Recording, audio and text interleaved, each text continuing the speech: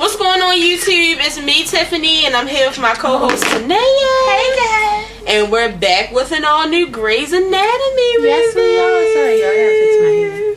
So, let's get straight into this episode. It's Friday night here in chilly Baltimore. Friday night. Ain't no turn up over here, though. Well, not. It's not. We turned down. So, let's get into episode 3 of Grey's Anatomy, titled Got to Be Real. And she should have played that. Yeah, she should have. But if you notice about Grey's Anatomy, they ain't nothing but real. Everybody say everything that they feel. And you want to know who's the realest? Meredith. Know the girl. Meredith Grey Shepherd. With anybody. Her best friend, her husband. I mean, I don't know how she, strangers. You think she give the kids the real? No. She's a real. Or she probably be like, Sola, you have a kitchen. Mommy has to get it.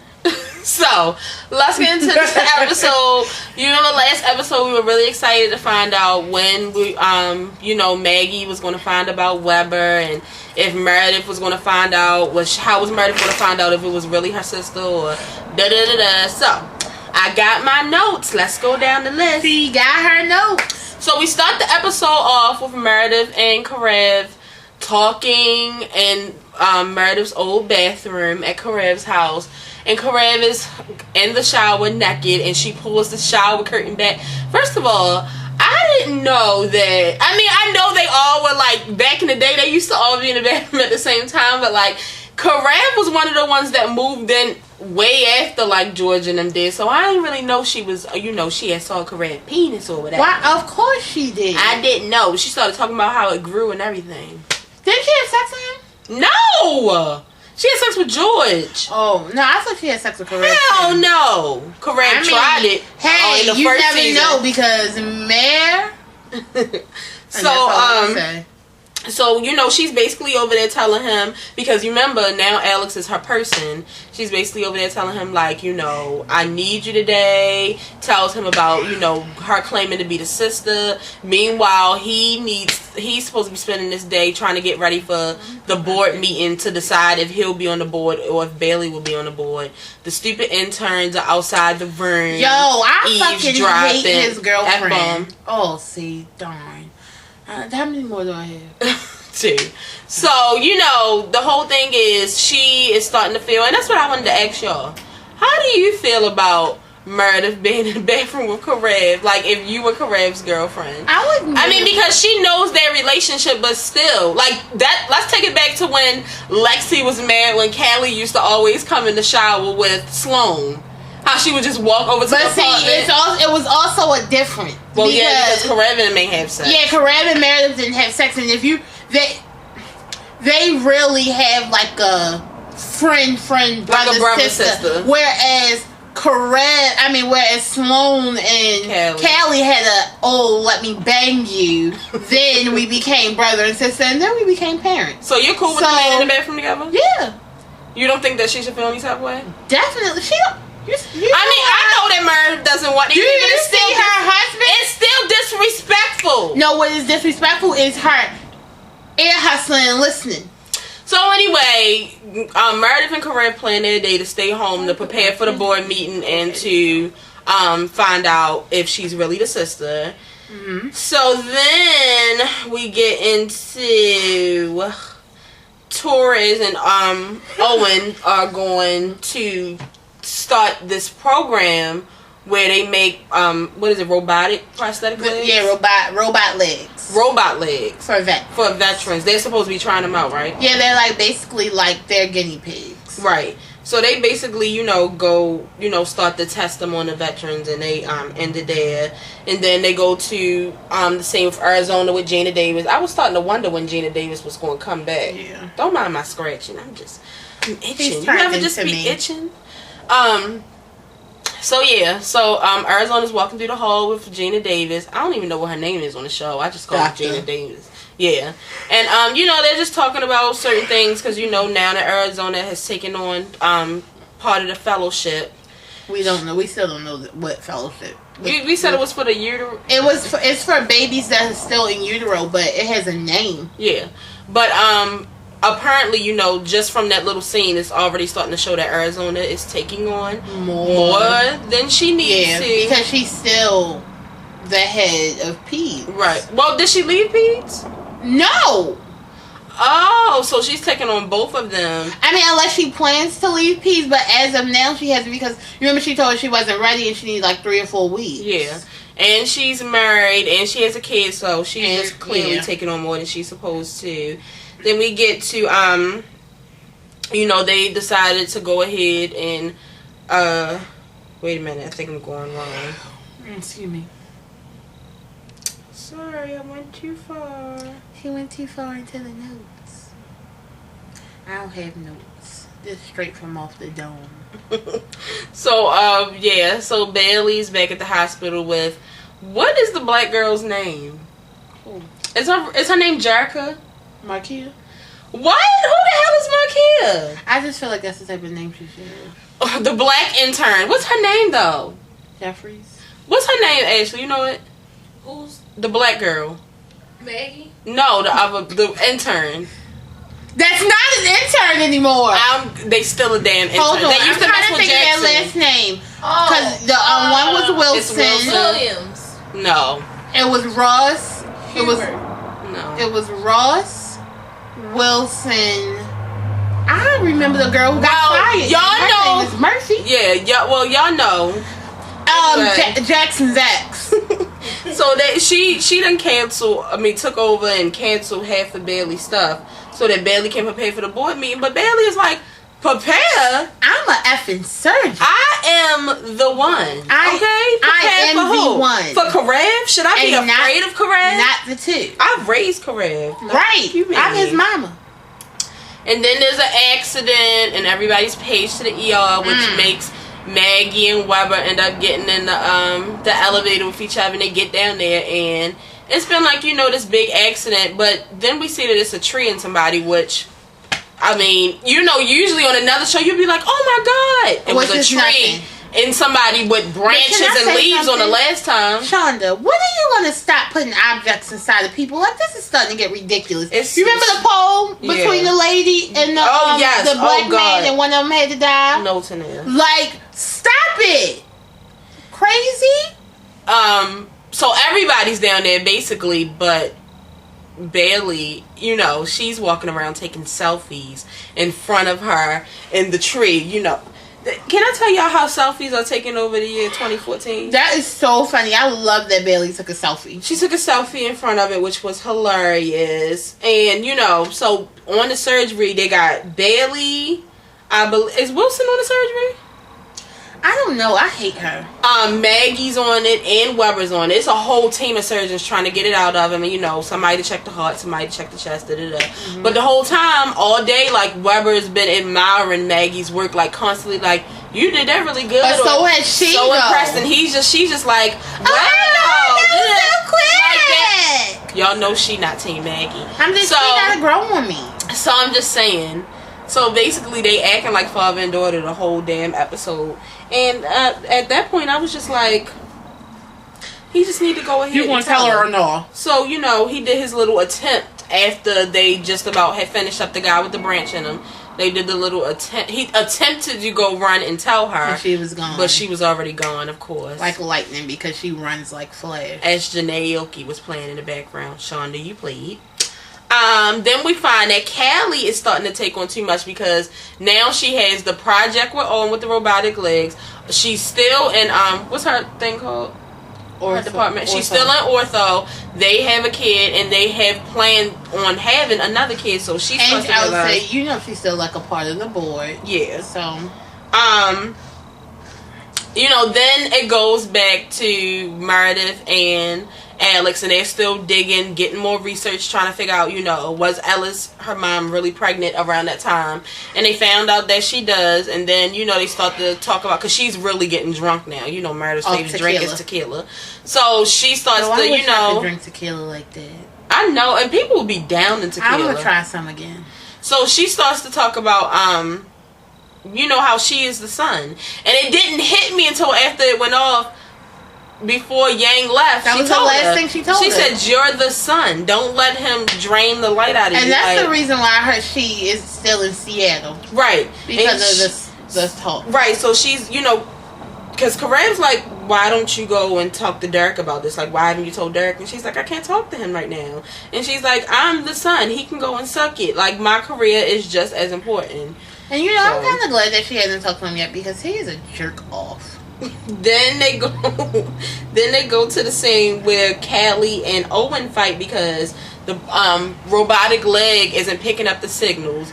But it was, I don't want to say it was a rush job, but Owen had already got them so psyched and hyped up to get these robotic legs, like got their hopes up. Yeah, like he really didn't tell them that it could be a possibility that it didn't work. Like it's a test thing, so sometimes things don't work, but he's just and he put too much pressure on Torres, so she starts to zap out on him, as she should have. And he starts talking about what he's demanding her to do, and she had to tell him. And I be feeling bad when the members of the board had to tell one of their asses, especially Hunt, because he's the chief. I own part of this hospital. No, I won't be doing. You are only, but the thing, he has to be put in his place. You are only the chief when I'm in surgery, because you're the chief of surgery. You're not the chief of the hospital. You're not the chief of my life. I'm the chief of this hospital. So they end on bad terms, and then she goes back to her little room, and Jackson comes in, and Jackson is like a breath of fresh air, like lately. Can I tell you something? He is so helpful and strong and I just sexy. want to lick his face, and his tan is just boom. I love me some Jackson. I don't want to have to say this again, but I'm telling you right now, Shonda, if you don't find the perfect baby to match him for him and Captain, we need a baby almost pretty as Renesmee. I'm going to LOL. I'm going to say like, I love Jackson so much, it's making me like Captain more. Like, that's how, because she gets on my damn nerve, but my love for him, I just have to like her. So then we get to the scene where, Owen basically comes in and he tries to apologize to Torres, but he gives like a lame apology. Okay.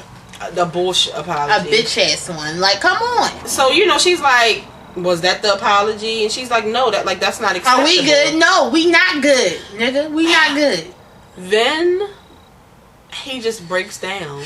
Because we all knew it was coming, like, his better half is gone. So he starts to tell... Can I say something? What? And, like, even though Grey's Anatomy is good... I'm missing Yang. I'm missing Yang! I try not to talk about it. It hurts. So much. Like, it hurts. I need her voice. I need her sarcasm. I need Yang. Like, I need her to just... If she don't want to be on the show, make a phone call and put it on speakerphone. Yes, like, have a conference call or something. Like, I need Yang. Don't just wipe her out of my life like that. You need... Have 10 seasons of Yang? 10 seasons of Yang? So let's move on. But yeah, he starts to, break down to her about how he's not heartbroken and he's not extremely sad. It's just something missing. And he can't get over the feeling of, he feels like all hope is gone for him. Like, he feels like when she left, his life left. All his chances left. Like, he's never going, right, like, he's never going to get married again. He's never going to have kids and be a family man. And then he starts to talk about how, she was his happiness. And if you remember, like he said, I had a darkness, when I first came and here from the army. Him. Right. And he said it. He said, she helped me with that. And he said, that darkness never went away. It's still inside of me. And I just brightened it up. I want somebody to feel like that about me. I'm so sad. So then Shepard and Shepherdess start to argue because...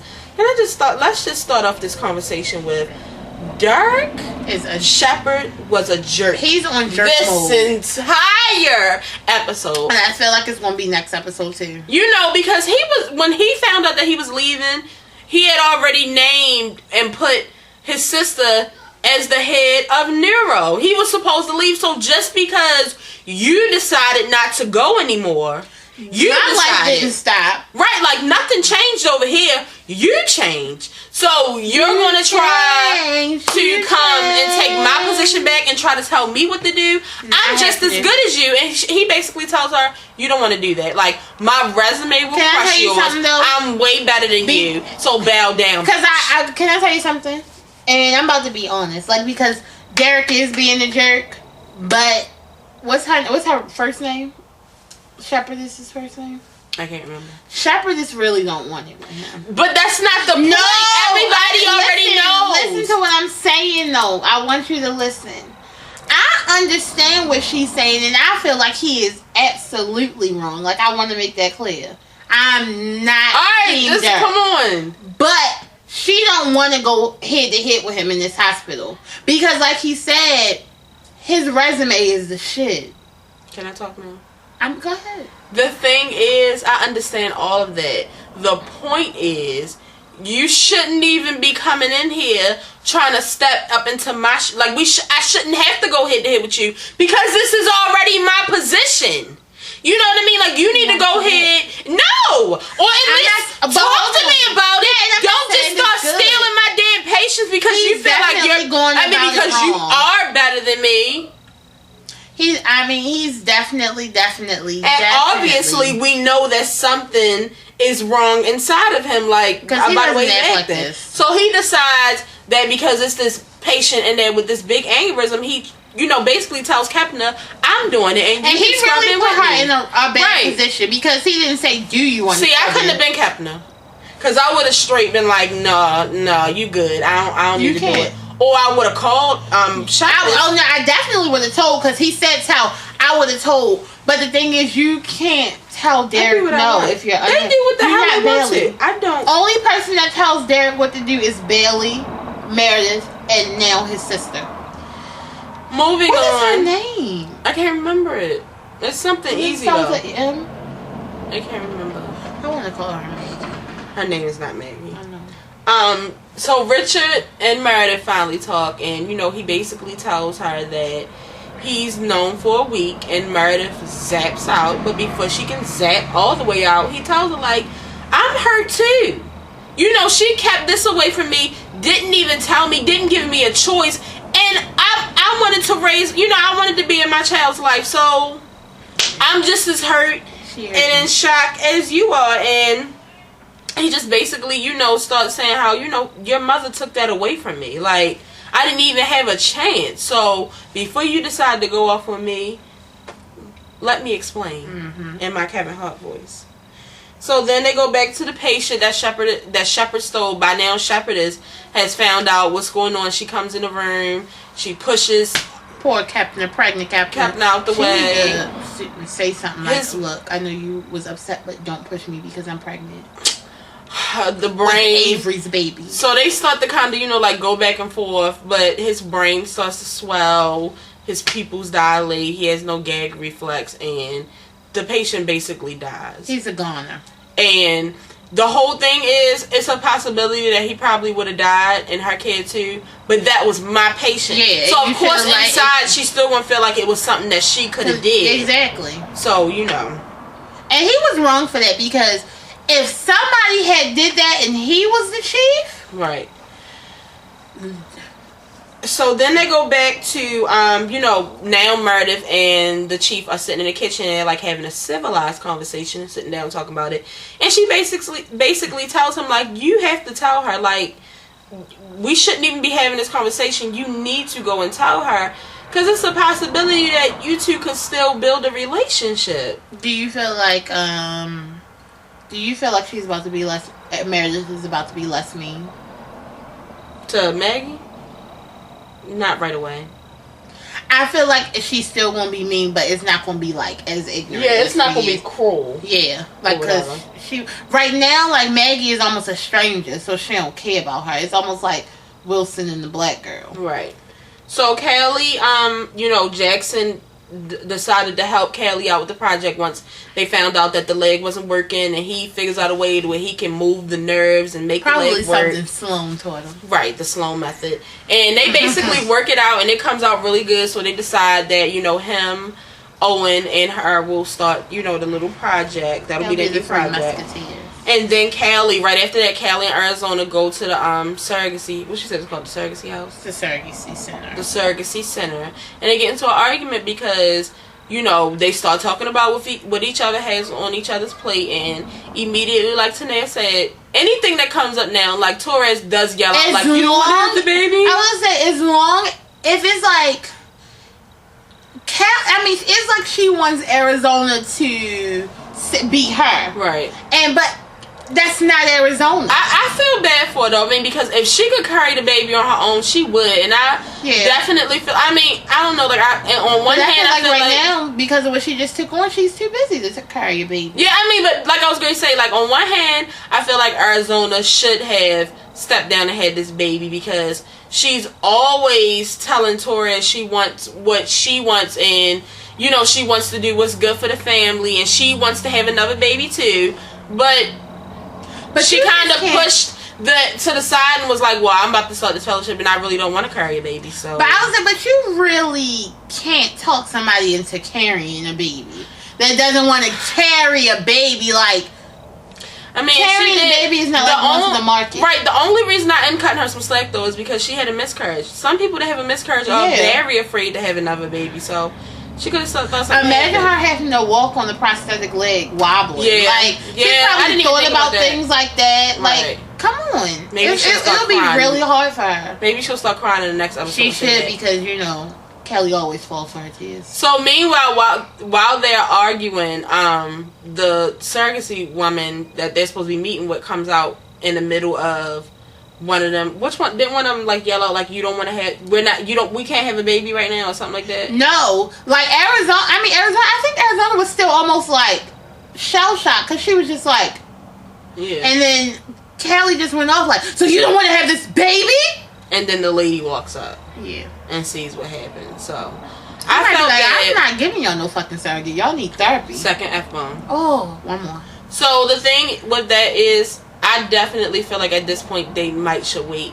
But the only thing about them waiting is it's going to damage their relationship because Callie, I don't want to say this because I'm Team Callie, but it's kind of I can't say that because it's not what Callie wants. Callie gets what she cries about it. Because let's not forget all the things that Callie went through with that damn prosthetic leg. Yeah, she had to give up a lot. And she has given up a lot. Remember, she Arizona even left. That's how she got pregnant in the beginning. Oh yeah, and she cheated. She left. She cheated. She deserves this baby. I'm on Torres. No, but you have to think she does deserve the baby.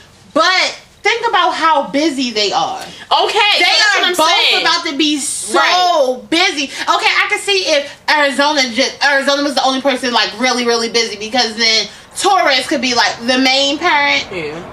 But right now, it's no main parent. Poor Sophia. I was about to say back then. They had the daycare, Dirk, Sloan, Meredith. They all worked together as a family. How good of dad Sloan was. Yeah. They gotta remember they don't have that. So then, I feel like Kelly needs to. I feel like they need to go to therapy before they have a baby. So then, Meredith and Derek finally see each other, and the whole thing is Meredith didn't go to work that day because she was home getting drunk. She needed a day to get drunk. So he finally sees her. He's like, "Where the hell were you all day?" And she's like, and he's like, "Are you drunk?"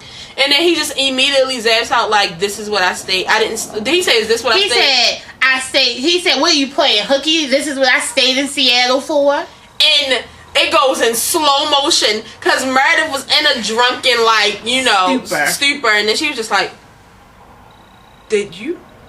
But it's Did you just say that? But she didn't say the word. It's her whole body went through something, but her brain said, "You don't even have the time," and so she had to chill. And then he says, "This is that's what I meant to say." He says this is the first time he's ever had to take a step back in his career. But the thing is, and she did not ask him to do that. That's the thing. That's the whole thing. See, this is the thing. She told you what she was going to do. Right. And you couldn't handle that because you're always telling somebody what you're gonna do, and then you're gonna do it. But like he said, that he said it. He was like, you backed me into a corner because he didn't want to be in another state without his wife and kids. She said that she would move, and at the very last minute, after she talked to Christina Yang, she decides out of nowhere, but oh no, I'm not known leaving. From the get-go that That's she really pushing. wasn't. It did push him into a corner. But she really wasn't ready for this move. You remember how she was acting? He was like, "Did you sign the papers?" Not yet. Right, and like she really was being slow about it the whole time. I really don't feel like he gave her enough time to actually think about what she. Then wanted she to do. should have said that in the beginning when it first happened. Don't wait until you talk to Yang. Well, and then the whole thing is like forever on the show, it will always be a competition between them because Meredith be damned if you're gonna tell her your career is more important than hers. It's just not. I don't care how long he's been there. I don't care if she started sleeping with him when she was an intern. If she's beneath him, that's non-existent no more. Yo, can we talk about that? What is their age difference? Because she was an intern and he was already like they're probably not that far. Like a brain god. Yeah. Like I don't think it was that. He already was like the chief of neurosurgery, right? Yeah, but I just don't think it was that. But it takes a long time to be the chief of something. I don't know. She might not have went directly to she might not have went directly to school. Who? Meredith. What do you mean? Like she might have already been close to his age. She went to school late. She might did go to school late. Remember she backpacked through Europe and was a tramp. Right. So I'm team Meredith anyway. I'm team Meredith too. Like forever and always. I feel like they could have talked. They could have had another talk before he said, "I'm not going." Right. Because she didn't say, "I'm not going and I want you to stay." She just said what she wasn't doing, and I feel like he should have respected that. So then, meanwhile, it's time for the board meeting. Now remember who's in the meeting? We got Kelly in Arizona who started arguing about the surrogacy thing. We got Meredith and Derek who literally just walked in there from an argument. Was Owen in there? I don't know. Yeah, I think Owen was in there. Owen's still upset about Christina. And then you have Weber, who just told somebody that he was their father, and she just went off on him. Well, that was my next thing to say. Oh, sorry. He wasn't in the meeting though. I think she was because you remember when Meredith went in there, she said, "I'm going to tell them." No, what I'm saying is he wasn't in the meeting. What meeting? Like I don't think he made it to the meeting by the time the decision was made. Oh, I thought he did. I didn't think that he did. I don't know. We'll rewatch it again. I don't know. I won't say for sure, but I thought he had made it. Well, maybe I had just assumed that he made it. The whole thing is everybody's in a bad position and they have to make this extremely important decision. Meanwhile, Karev and Bailey are sitting out front and they're just waiting, and then they go in and they talk and they both give their decisions. Then we get to, Weber telling Maggie about, before he can even get it all out, like he's just basically like, I knew Ellis. Brats, though. I knew Ellis very well, and before he can finish, he just is like, no, you can't be serious. Like, I thought that maybe you could have been, but then I said to myself, after a couple of days that you still hadn't said nothing, like, oh, well, he can't be, because I've been talking to him every day, telling him all of my feelings and stuff. Like, here's the thing. I expected her to be upset and zap out, but my thing is, me and my friends just got done arguing about this. No, we weren't arguing. We were giving our opinions on it, having a debate on it. And let me just say, I'm on Team Maggie, because I feel like that is wrong. He sat and he listened to her, what's it called? She was confiding in him for a whole week about all her issues, about, the adoption, Meredith, trying to fit in, not having no friends. That was the first, he was the first person that she told about it, and you really waited 7 days to say something to me? Like, you could have been said something. I don't understand. And what's your argument? I feel like she's a freaking nutball. Like, okay, the man is telling you that he's your father. Like, what did you expect for him to do? As soon as you said, "Oh, I'm here to see my mother," "I'm your dad." No, like, you need to calm down. She has so many already, like, she's already made up in her head how things should go, and because it's not going like she wants, how she planned it, she's acting all crazy and whatnot. No, I feel like he had to get himself together. He found out that he had a daughter that's 30. That's a lot to take in and deal with. And, like, he probably wanted to talk to Meredith about it first, but because Meredith didn't know, what was he supposed to say? I need for y'all to come under this video. And then, let's not forget. What y'all think. Let's not forget when she went off, when he was about to tell her the first time, and she went off and was like, don't remind me, I don't want to hear anything else about my extended family. For reasons. I mean, so that was a shutdown. Like, come on. So y'all come under this video and let Give me him know. time. What do y'all think? Do y'all think that Maggie was right for going off, or do you feel like Weber needed that time? No, and I feel like you so bad, and you gonna say this. Who would do a thing like that? The same person who would take a job across the country and wait a whole month, because she was there a month before she said something to Meredith. My hair. You waited a whole month to say something to Meredith. Oh. Finally, they come to a decision, and it looked like for a second, which I knew it couldn't have been true. FYI, I always wanted Bailey to be the one to get the seat on the board. Me too. So they call Karev in, and he comes storming out like, congratulations, and then... Yo, you remember Bailey face though when they called Karev first? Yeah, she almost died. She had went back to when she had her OCD problem. Like, she was... I thought the breakdown was coming. So then she goes in there, everybody congratulates her, and then it goes off. So I'm excited about the decision. I did not want Karev. I'm excited about the decision too. I'm worried about what's about to happen now. Like, I'm hoping they just hire Karev He about to back. get hired. But, like, he might just be bitter and angry. Y'all know how he You is. know what I was just thinking? No, but because she's about to take that fellowship, he might get hired as, like, you know, a stand-in or whatever it is in Pete, so... And then it showed next week's episode where it's basically about to be a murder showdown. And I can't wait. I hate when they fight for a long time, but I like when she fight because it makes her, you know, seem strong and like she's a strong not no black woman. She's not no bitch ass nigga. Come on, your mouth was horrible this episode. I mean this show.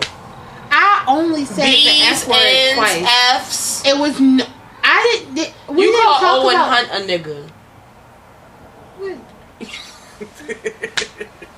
We don't do the love and hate on here, right?